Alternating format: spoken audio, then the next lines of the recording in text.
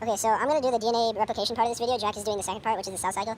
So, and the three main ideas for the DNA replication is initiation, elongation, and termination. So, starting with initiation, so during this phase, enzymes such as helicase, topoisomerase, and other proteins come and bind to the promoter sequences, which is the Tata box. The helicase comes and unwinds and unzips, while topoisomerase and the other single-stranded proteins help stabilize the DNA sequence during this time.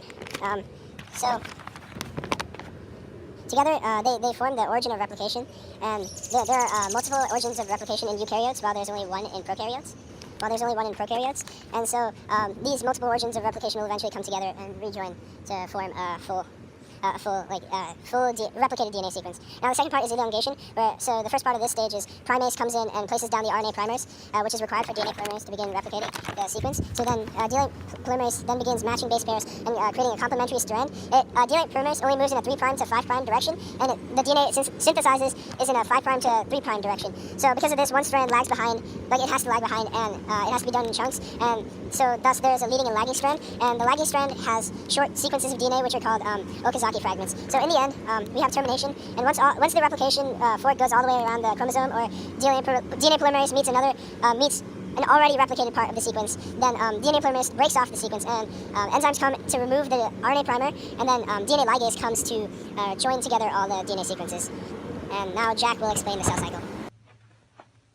Hello and welcome to Jack's Fun Bible. Today we'll be discussing the cell cycle, which is kind of like the water cycle, and that they both deal with science, and they both have the word cycle in them, and nothing else, I'm assuming.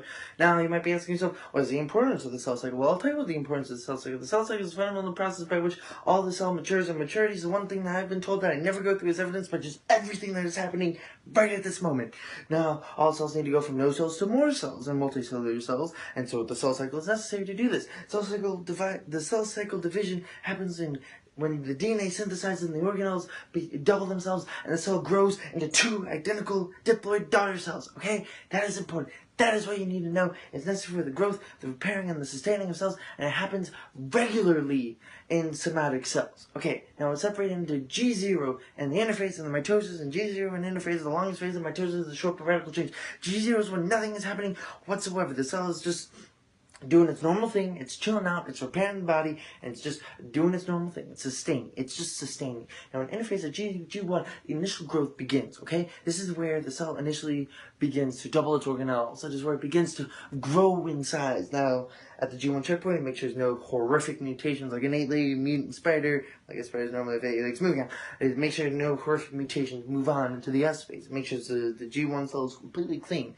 Now, in the S phase, Arne will get into the DNA replication that occurs in the S phase. Now, that's essentially all that happens. Now, in the G2 phase, that is where the final preparations are made. That is where the cell basically mentally prepares itself to go into the mitosis stage. It finishes the separation of the organelles, the separation into two identical DNA strands. That's where all that is finished. The growth is finally at the size where it could split, and at the G2 checkpoint, and make sure that everything is A-okay in order to separate. That's where it makes sure that nothing horrific is going to happen during mitosis. And mitosis is separated into 6 phases: prophase, prometaphase, metaphase, anaphase, telophase, and cytokinesis, my personal favorite. Now, prophase, now make sure the nuclear membrane is gone, and it won't appear until telophase. Now, in prophase, the chromosomes are formed, and the spindle apparatus is created, and the spindle apparatus is basically the puppeteer to the puppets of the chromosomes. Now, in prometaphase, the nucleus it dissolves itself, okay?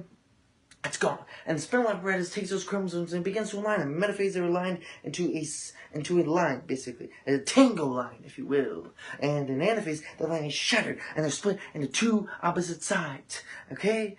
And then in telophase, the nuclear membrane is formed. 3 groups of chromosomes are created, and the cleavage road is created, and you know wacha, in order to fully separate the binocular cells into 2 cells. And what is that wacha? Well, that wacha is cytokinesis, because it takes those cells and like wacha into 2 identical diploid daughter cells. Now, going back to cells, cells all perform identical, well, not identical, but different functions, but they're all equally important, like the mitochondria, which is power to the cell, and they're all important, and they control the means of production, meaning that the cells are essentially Soviets, and meaning that because the cells are Soviets, and because the cell cycle is basically the Soviet reproduction of more Soviet cells, and because all cells are equal, and all cells are employed, you basically have a communist system inside your body, because it's working towards a collective good, and that's what's happening, and because the body basically has this communist system, and that means all governments should be communist.